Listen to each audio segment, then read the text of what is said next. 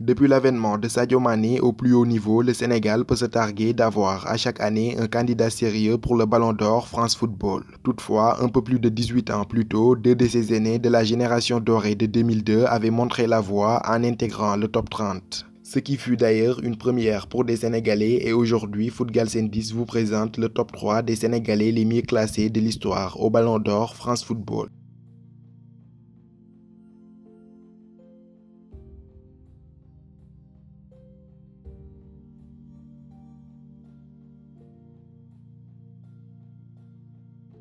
En 2002, si c'est le collectif dans son ensemble qui avait porté le Sénégal jusqu'en finale de la CAN et en quart de finale du Mondial, force est de reconnaître qu'El Hadji Ousseynou Diouf et Pape Bouba Diop avaient été sensationnels. Étincelant avec le Racing Club de Lens, meilleur joueur de la CAN 2002 et Ballon d'Or africain la même année, El Hadji Diouf épatera la planète football lors de la Coupe du Monde où il était au sommet de son art. Ses dribbles déroutants, sa classe, son élégance et son aisance balle au pied avaient séduit et en avaient fait l'une des grandes attractions. Il terminera 7e meilleur joueur de la Coupe du Monde 2002 en Corée du Sud et au Japon. Ses performances XXL lui permettront d'accrocher une 21e place au classement du Ballon d'Or 2002. Il sera notamment à ex-aequo avec l'Anglais Rio Ferdinand et son compatriote Pape Bouba Diop. Lui aussi intenable lors du mondial, Pape Bouba Diop avait brillé de mille feux.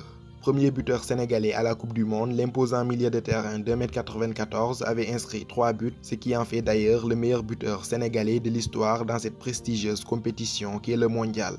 Avant l'ascension de Sadio Mané, Pape Bouba Diop et El Hadji Diouf étaient les Sénégalais les mieux classés au Ballon d'Or France Football grâce à leur 21e position en 2002.